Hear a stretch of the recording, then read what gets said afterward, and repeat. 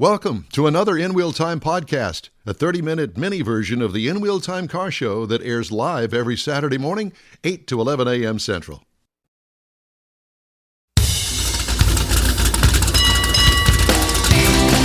From Studio A.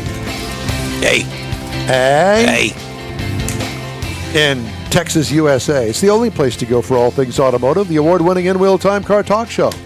Just ahead, we head to Consumer Reports and their top picks on new and used cars. These are good. These are always fun. Later, Jeff has the racing calendar, Mars has This Week in Auto History, and I'll get you caught up on the stories making automotive news headlines. Howdy, along with Mike out of this world, Mars.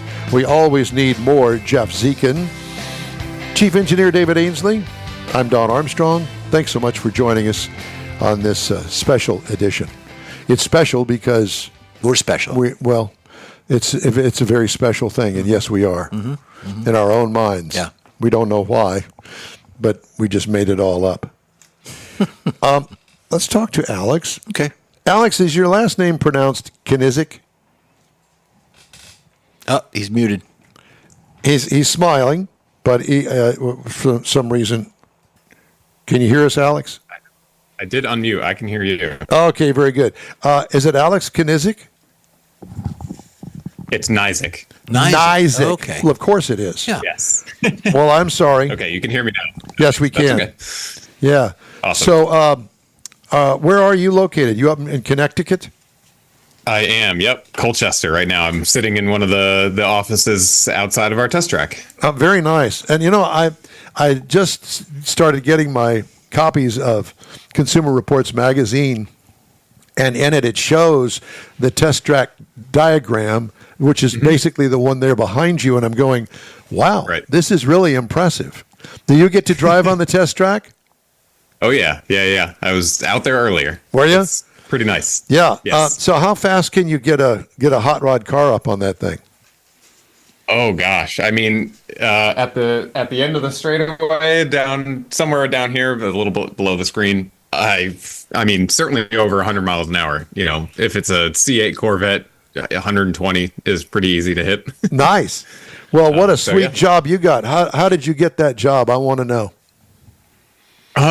Well, I guess if my education is some part of it, I got a background in mechanical engineering and automotive engineering, and worked at Ford for a little while. And I don't know, but beyond that, just passionate about cars for my entire life. Well, let me just say that is very impressive.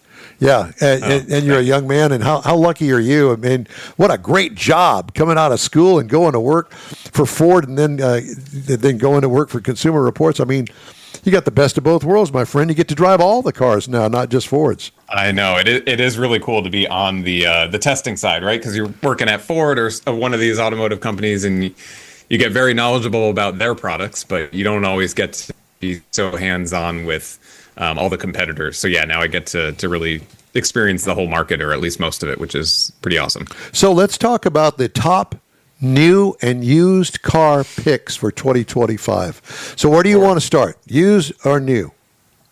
I think new. That's, our used listing gets kind of updated pretty frequently, just because used car prices change very often. Right? Sure. But new cars, I think, is the exciting one for, all right. The yearly. Yeah. Very good. Well, let's start with whatever you want to start with on the new side. Sure. Well, I think, just quickly, it would be maybe helpful to just talk about how we pick these things in the first place, right? So there's really 4 components that go into it. If anyone's not familiar with CR, we buy all these cars and we put them through our testing. So we're an independent nonprofit organization, so a little different than press cars and whatnot. So we're buying them all. We're putting them through about 50 different tests at the track behind me here. So that's really the base of it. All these cars have to be really top performers when it comes to our road tests. And then beyond that, we're incorporating the feedback and information that we get from our member surveys. So we're looking at reliability, owner satisfaction, 2 really big ones. And then the last one is safety. We just make sure that, at least at a very bare minimum, all of these cars on this list have standard automatic emergency braking. A lot of them have a lot more than, but that's kind of the minimum. Do they all go into the same soup as, sedans, coupes, SUVs, trucks? Do they all just go into one group like that? As far as testing goes and scoring. them and yes, everything? it's coming up with the top new cars, trucks. Sure. Yeah, I mean we have a slightly different criteria truck or something like that, right? They serve different needs, but period. What are we going to do, Mike? We're going to go back to the shot. Categories on it. Okay, well, we're having some technical issues receiving your video and your audio. And so we're going to pause you for just a minute while Mr. Mars works on that. Okay. What are we going to do, Mr. Mars? I want just Okay. Ethernet right there. Never mind. Go ahead. All right. So Mr. Mars is working on our end to get you situated here. In the meantime, I was going to say that.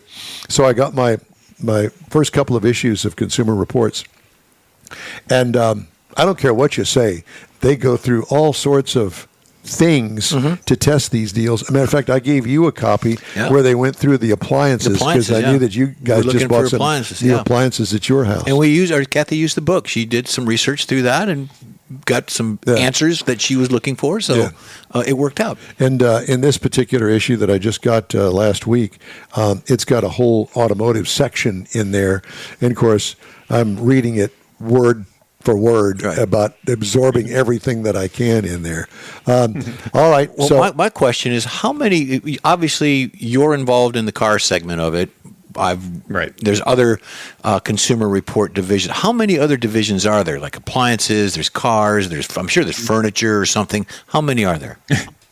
Yeah, I actually don't know the exact number, to be honest with you, but we have a lot of different areas. Appliances and kind of the home side of things is one of the other big areas, right? There's kind of three large things: automotive, home, which is appliances and whatnot that we're talking about, and then we have the babies side where it's like car seats and that sort of thing. So now I think one kind of misconception is that the people testing the cars are also testing the dishwashers, but that's not true. I don't know anything about dishwashers. We're strictly cars up in Connecticut. Well, and we're glad that we have you on the show. Then we've obviously hit you up at the right time of your life. So let's get through these while we have you here momentarily. Sure. Top new car picks. What are they?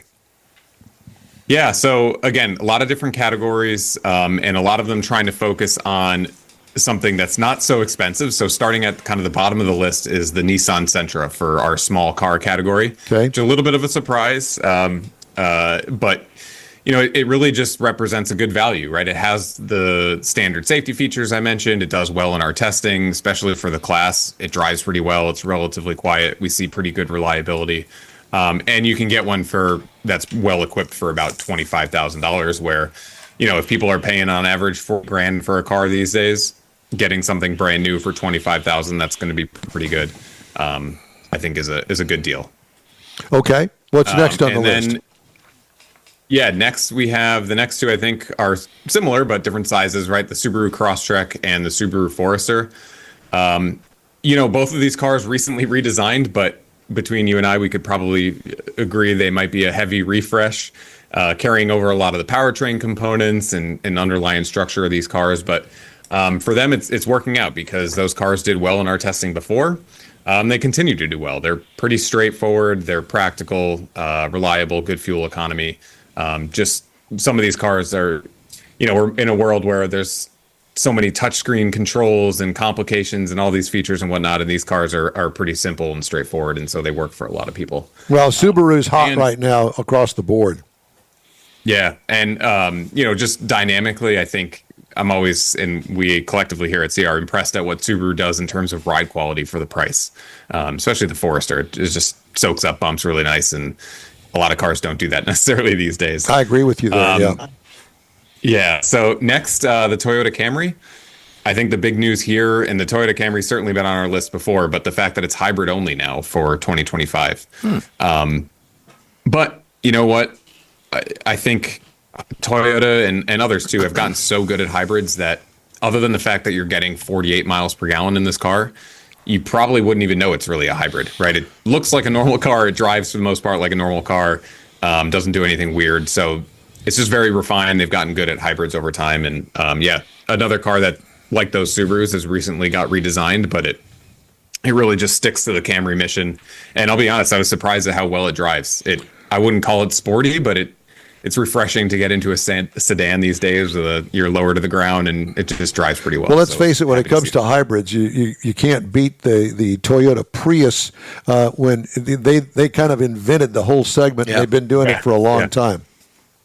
It's interesting, too, with the Prius is the Camry is so good and gets such good fuel economy at this point, the Prius starts to seem old school. Unnecessary. Yeah, it does. Okay, what's next on the list? Ford Maverick for our pickup truck. Really? Wow. That does not it does not surprise me, because I know when I had the Maverick not too long ago, I was impressed, and I thought, is it just me, or is this really a nice vehicle? I thought it really is. I mean, it really is, especially for the price. It also really just stands out. Who else is making a kind of unibody-based pickup truck like this that is super functional, but also has that hybrid option? I mean, it really stands alone. And one of our biggest, I guess I'll say a complaint of it before was that you couldn't get all-wheel drive with the hybrid. And now for 2025, they've fixed that issue. So you can get a hybrid all-wheel drive, and I mean, that really just hits the sweet spot right there. Is it a full-time really cool all-wheel truck. drive system? It is, I believe. Yeah, I believe there's a mechanical connection going to the back. I mean, probably a clutch pack in the back. It's not quite Subaru, but they're not relying on an electric motor back there. Gotcha. Yeah. Like Toyota does. Sure. What's next? Speaking of Toyota, a couple others on here. RAV4 plug-in hybrid, the PHEV specifically. So it used to be called the Prime. Now they just call it the plug-in hybrid. But just a really sweet version of the RAV4. It's pretty quick. If you guys have driven this car, it has a lot of power for a compact crossover. But again, just in the spirit of trying to offer people different options, getting a plug-in hybrid on the list. This one in particular offers pretty good range for an EV, on the EV side of things, over 40 miles. And after that, you pretty much end up with a pretty solid RAV4 hybrid once that battery charges up. So it just functions well, and then has that Toyota reliability behind it. Yep. Similar with the Highlander hybrid. Not too many hybrid options for a 3-row SUV. And you get that reliability. This has been on the list before. No big changes really for it this year, but continues to perform well. Yeah, I'm not a big fan of the Highlander. I'm not. It's just something that doesn't really jive with me. They've made it too big now. Yeah, I think that it hit the sweet spot back when it was the original. Yeah. Well, I am interested to see where it goes from here, because with the Grand Highlander, they're really splitting hairs, right? So I do wonder if maybe the next Highlander, if there is one, will change direction a little bit. I don't know. We'll see. So that reminds me of the Wagoneer, Grand Wagoneer, what they're doing with that. Now it's a Grand Wagoneer. So exactly. Well, let's move on to the short list, because we're running out of time here. How about the used car selections for this week? So we've got a Mazda 6 on here, 2016, for our pick under $10,000. And all of these used selections have to fit pretty similar criteria to the new ones. A little different, of course, because these cars are older, but meeting a standard list of safety features and our road testing and reliability. So a lot of these cars end up representing a really good value because they've depreciated a little bit more than their direct competitors while still meeting those criteria. So Mazda 6, you could imagine most people going out for a used Camry. Mazda 6 kind of goes under the radar a little bit, but ultimately still a really good car. About 30 miles per gallon, that type of thing. So just a solid mid-size sedan there. Sure. After that, the Toyota Corolla, probably not a huge surprise, 2018. So this is in the prior generation, 2014 to 2019. And of course, you're going to get that pretty rock solid Toyota reliability with this thing. Yep. And we see them priced in between $12,000 to $15,000. So it's kind of coming in that under $15,000 price there. After that, we got the 2016 CRV, just the regular one, not the hybrid one here, but high owner satisfaction, high reliability, pretty good road test score on that one. So that's our SUV under $15,000. Then getting a little bit more into higher price cars, hybrid under 20,000, the Toyota Camry hybrid. Right. Oh, we froze. That He froze up. appeal, it went up a little bit. After that, we've got the Kia Sportage, so our small SUV under $20,000. This is a 2021, which I kind of like this one because it's towards the end of the generation for that Sportage. So it was like right before the new one came out, basically.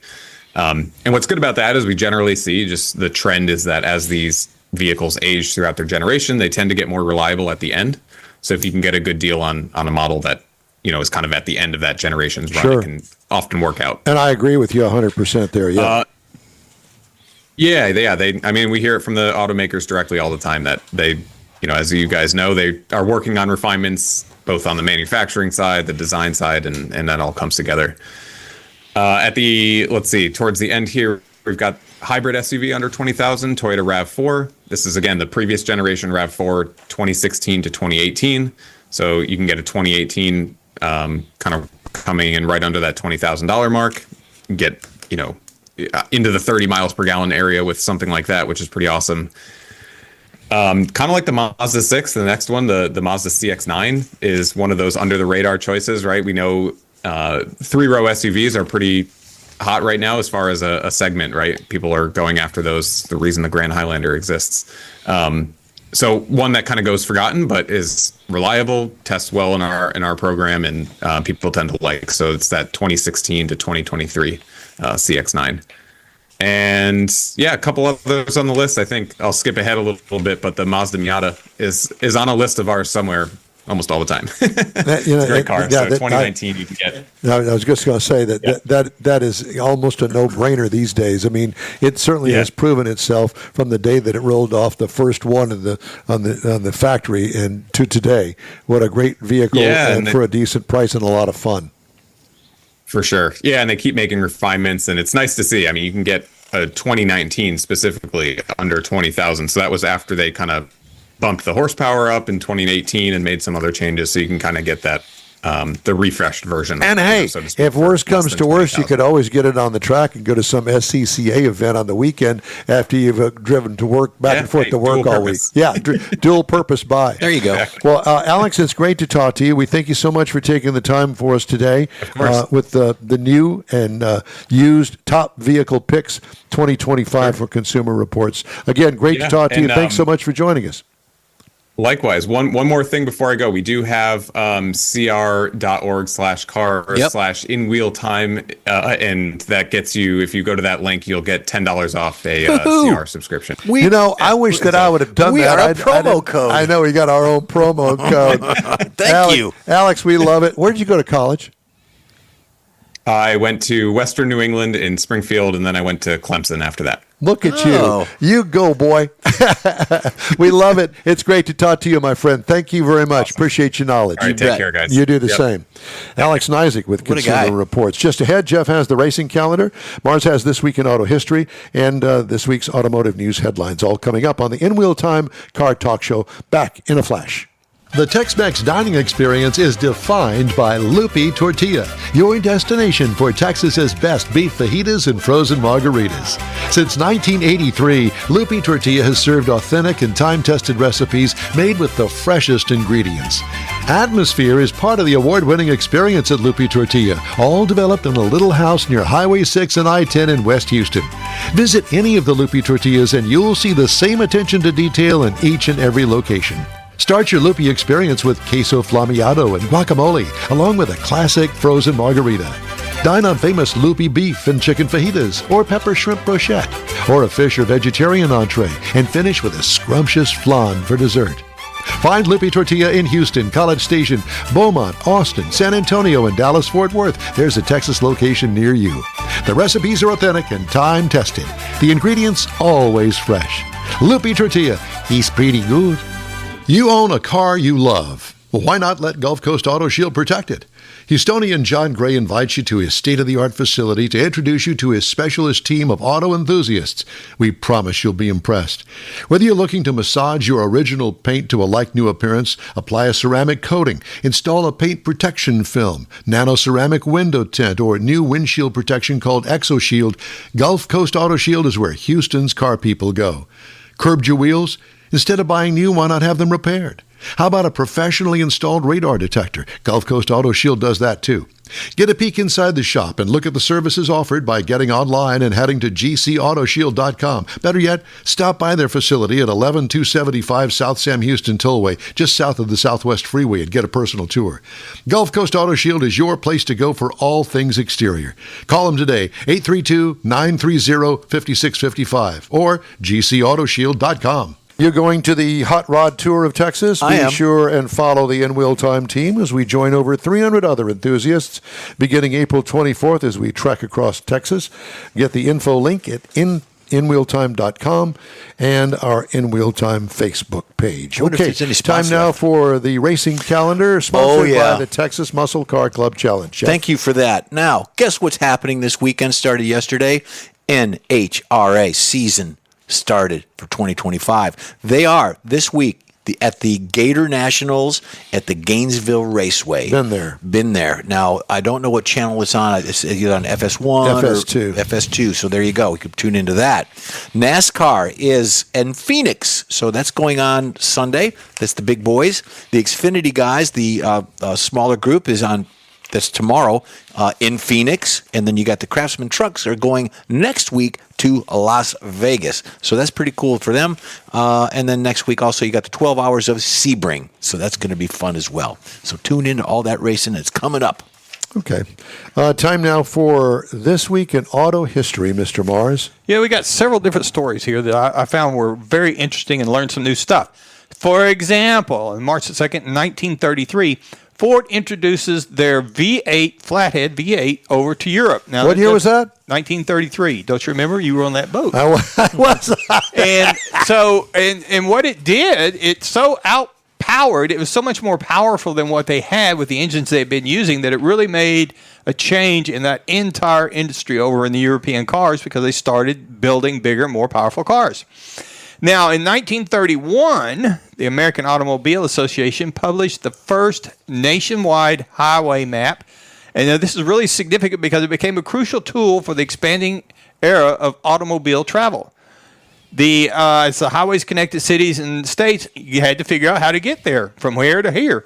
And therefore, the map detailed the major routes that promoted safer, more efficient long-distance travel. Was there a reason that you picked southern New England to have for the video? I did, because this was a map in 1920, something like that. But 9. Yeah, and it shows just how crowded things were. If you were an individual trying to figure out how to get across there, it was just a nice blown up to see how the maps and the roads were. If you didn't have a map and didn't know where you were going, You were screwed. you were.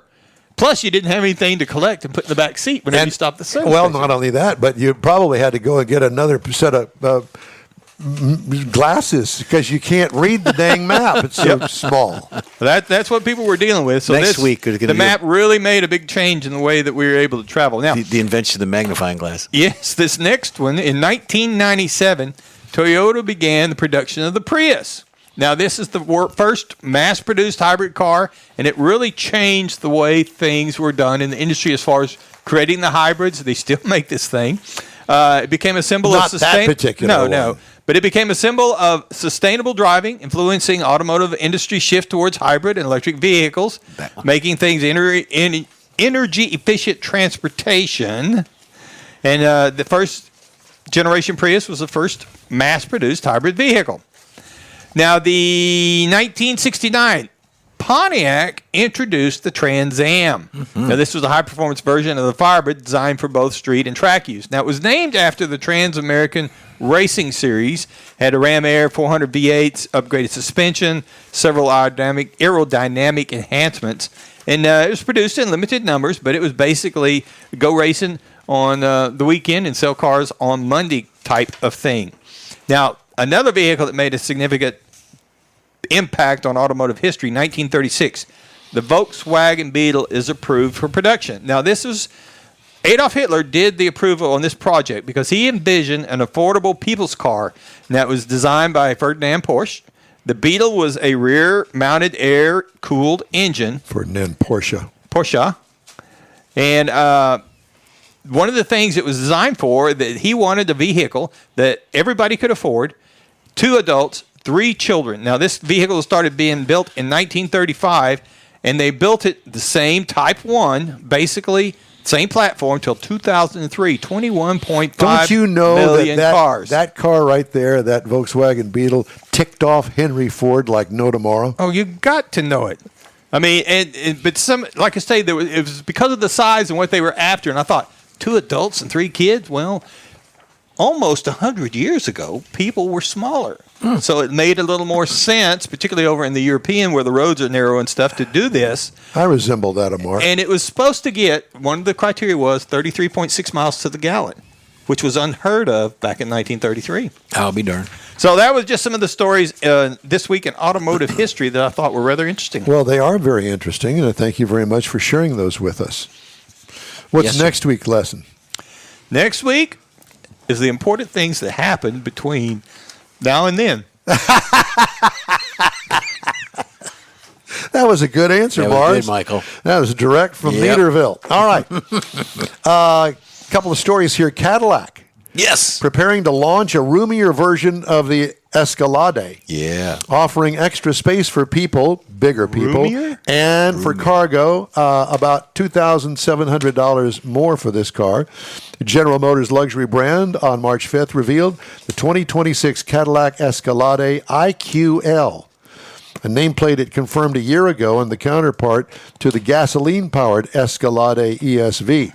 Production of the Escalade IQL will begin around June, July, August, somewhere in there. So that's when they're transitioning it? They're transitioning, yes. Now, I think this is an added bonus. The vehicle will be sold globally. God. And come in 4 trims, luxury sport, premium luxury, and premium sport. Pricing started at $132,695. Here, take this. They may give you a couple dollars off. Oh, there you go. It's an expensive transition. It is a transition that's very expensive. I think most of them are, from what I've heard. I don't know. For potential car buyers today, vehicle price is a key focus, according to Betty Jetanovic, president of auto relationships at Santander Consumer. Auto lender Santander surveyed roughly 2,200 Americans making between $50,000 and $148,000 a year in December for the lender's quarterly Paths to Prosperity study. According to the survey, 52% of middle-income Americans delayed purchasing a vehicle in the past year because of the cost. Nearly half of middle-income Americans, however, are considering purchasing a vehicle this year and are taking initial steps to prepare, according to Mrs. Javatnik. Is that the way I said it? Javatnik? Close. Betty. Betty. With Santander. It's Martha's sister. Martha? Martha Santander. Martha Santander. Martha It's her sister. Javatnik. Yep. All right. We're going to wrap up today's show right Carlos. after a quick break here on the In Wheel Time Car Talk Show. Pro-Am Auto Accessories has been serving Houston's auto enthusiasts since 1984, providing world-class products for sports cars, European sedans, and American muscle. Pro-Am is known as the place to go to find exclusive and hard-to-find parts and accessories. Pro-Am is one of the very first distributors in the USA for brands such as Recaro, Redline, Momo, Corbo, and Simpson. Located in the heart of Houston's premier retail and service corridor, the Galleria area, Pro-Am's walk-in storefront includes an 8,000-square-foot warehouse, showroom, and installation bays. Pro-Am not only sells parts and accessories, but also offers installation and service. Pro-Am is now reaching a worldwide audience through Pro-Am.com, taking its local reputation to the rest of the world. At Pro-Am Auto, you'll be dealing with a small group of professionals who truly want to help you with your automotive needs. If you don't see what you're looking for on the website, call and Pro-Am will lend you a hand. Pro-Am Auto, 6125 Richmond at Green Ridge in Houston's Galleria area. Call them at 713-781-7755. It's time for the 47th Annual Corvette Chevy Expo in Galveston, Saturday and Sunday, March 15th and 16th at the Galveston Island Convention Center. This premier indoor event features iconic Chevrolets, from classic Camaros to America's sports car Corvette. See over 135 displays, automotive vendors, and unique finds at the expansive swap meet. You'll also see the all-handmade Galveston Craft Show, featuring over 100 local artisans. Be part of this Chevy celebration, March 15th and 16th. For tickets, visit CorvetteChevyExpo.com. Well, that's all for this week's In Wheel Time Car Talk Show. Be sure to check us out online at InWheelTime.com. We're always looking for new and fun automotive things. If you have an idea, let us know. Our email address is info@InWheelTime.com. When you're looking for award-winning car talk, you can always find the In Wheel Time Car Talk Show 24/7 on the In Wheel Time app. If you're on the road, grab a podcast anytime from your favorite podcast provider, including the new SiriusXM podcast channel. And be sure and catch us on the Odyssey radio app. We video stream our live show every Saturday, 10 to noon on Facebook, YouTube, and InWheelTime.com. The In Wheel Time video technical director is we always need more Jeff Zekin, the booking agent, video editor, and people finder Mike Out of This World, Mars, and chief engineer David Ainsley. I'm Don Armstrong. Today, the Hot Rod Tour of Texas starts April 24th in Victoria. We hope you'll join us, or at least tune in. Details and links at InWheelTime.com. Be safe out there. Have a great week, and thanks again for tuning in to In Wheel Time.